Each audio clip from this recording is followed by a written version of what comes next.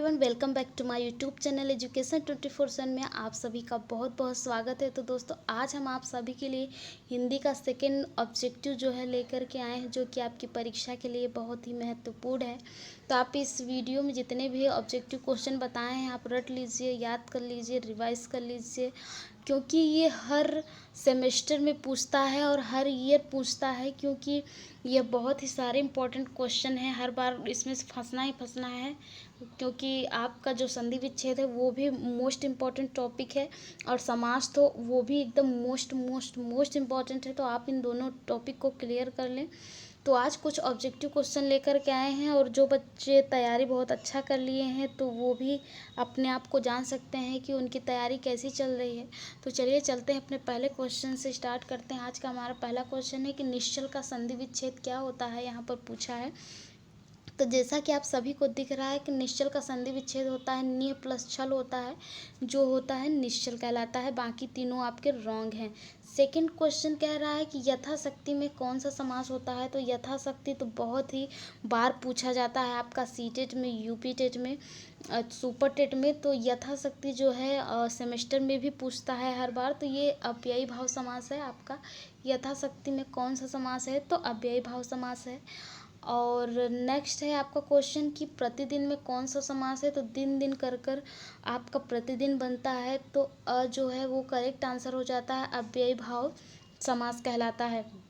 तो निश्चल का संधि विच्छेद होता है निह प्लस छल, आपका ये हो गया सही आंसर। और सेकंड का है हमारा यथाशक्ति में समास कौन सा है, तो अव्ययी भाव समास है। प्रतिदिन में कौन सा समास है, तो अव्ययी भाव ही समास है। अब यहाँ पर पीताम्बर दे रखा है कि नेक्स्ट है आपका पीताम्बर में कौन सा समास है। तो पीताम्बर में आपका दोस्तों बहुब्रीहि समास हो जाएगा। कर्मधारय नहीं है, तत्पुरुष भी नहीं है, द्विगु भी नहीं है, तो बहुब्रीहि समास आपका करेक्ट हो जाएगा। पंचवटी में कौन सा समास है, तो द्विगु समास हो जाएगा। जिसमें संख्याओं का बोध होता है वो आपका द्विगु समास हो गया, जैसे त्रिवेणी, पंचवटी, तिराहा, चौराहा, ये सब आपका क्या हो गया, द्विगु समास में आ जाएगा। अब नेक्स्ट है आपका कि कमानिक रचनाकार कौन है। तो रचनाओं में से भी आपके क्वेश्चन एक दो तो फंसना ही फंसना है ऑब्जेक्टिव, तो आप रचनाएं भी जरूर याद कर लें।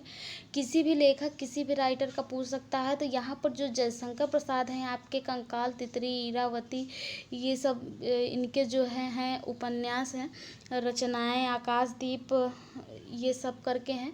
तो आप ये तो बहुत ही मोस्ट प्रमुख लेखक हैं, इनको तो ज़रूर ही याद कर लिए, क्योंकि इनकी रचनाएं तो ज़रूर पूछी जाती हैं। तो कमानिक रचनाकार यदि आपसे पूछे तो आप आंख मूंद कर लगा दीजिए जयशंकर प्रसाद। नेक्स्ट है आपका कि मनुष्यता में है कौन सी संज्ञा है मनुष्यता में।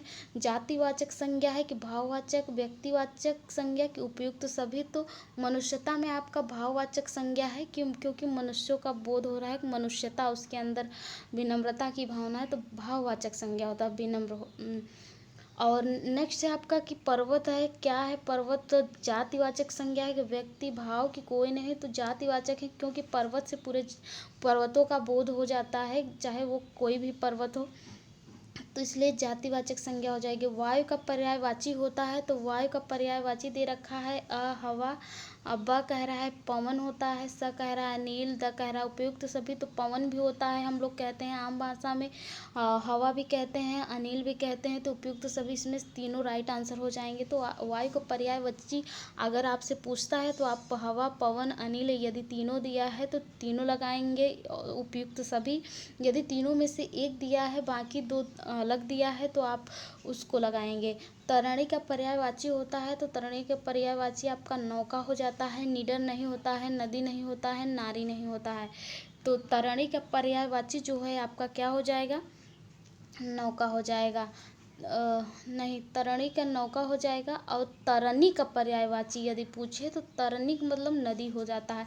एक तरणी दिया है वो नौका होता है, मतलब नाव होता है, और दूसरा क्वेश्चन में दिया है आपका कि तरनी का पर्यायवाची होता है तो वह नदी होता है। ये नहीं कि नौका मत लगाए, ये दोनों में कन्फ्यूजन मत होइएगा, आप सभी ध्यान से देख लीजिए। एक तरणी है जो कि नौका का बोध करा रहा है, एक तरनी है जो कि नदी का बोध करा रहा है। भित्ति का पर्यायवाची है, तो भित्ति मीन्स दीवार होता है, ये आप लोग देख लीजिए। भित्ति का पर्यायवाची पूछता है तो दीवार होता है, दिन नहीं होता है, दर्द भी नहीं होता, दुख भी नहीं होता है, तो पर्यायवाची होता है। तो एक बार फिर से हम रिवाइज कर लें ये पूरे 10 क्वेश्चन को। 10 में से तो 100% आना ही आना है, तो आप सभी को जरूर देखें। निश्चल का संधि विच्छेद क्या होता है? तो निश्चल का संधि विच्छेद होता है निह प्लस छल बराबर निश्चल होता है। यथाशक्ति में कौन सा समास है? तो अव्ययी भाव समास है। प्रतिदिन में कौन सा समास है? तो इसमें भी अव्ययी भाव समास है। नेक्स्ट है आपका पीताम्बर में कौन सा समास है? तो पीताम्बर में बहुव्रीहि समास है। पंचवटी में कौन सा समास है? तो द्विगु समास है। कामायनी के रचनाकार कौन है? तो कामायनी के रचनाकार जयशंकर प्रसाद हैं। ये भूलिएगा मत, क्योंकि हर बार पूछता है कामायनी के रचनाकार कौन है। तो जयशंकर प्रसाद बहुत ही चर्चित, बहुत ही फेमस है। अब सेकंड पूछ रहा है कि आपका जाति वो मनुष्यता में कौन सी संज्ञा है? तो भाववाचक संज्ञा है। पर्वत है क्या है? एक जातिवाचक संज्ञा है। वायु का पर्यायवाची क्या होता है? तो वायु का हवा, पवन, अनिल, उपयुक्त सभी। तो द दिया है, इसमें तीनों राइट आंसर हो जाएंगे। तरणी का पर्यायवाची है तो नौका होता है। तरनी का पर्यायवाची है तो नदी होता है। भित्ति का पर्यायवाची होता है तो दीवार होता है। भित्ति का पर्यायवाची क्या होता है? दीवार होता है। ये मत भूलिएगा, भित्ति का पर्यायवाची आपका दीवार होता है। तो ये आपके आज के टॉप 10 के पूरे क्वेश्चन थे जो कि हमने करा दिए, और हिंदी का है और बहुत ही इम्पोर्टेंट है। तो नेक्स्ट मिलते हैं आपसे सेकंड वीडियो में। तब तक के लिए नमस्कार, और सारे क्वेश्चनों को आप ज़रूर याद करें। धन्यवाद आपका।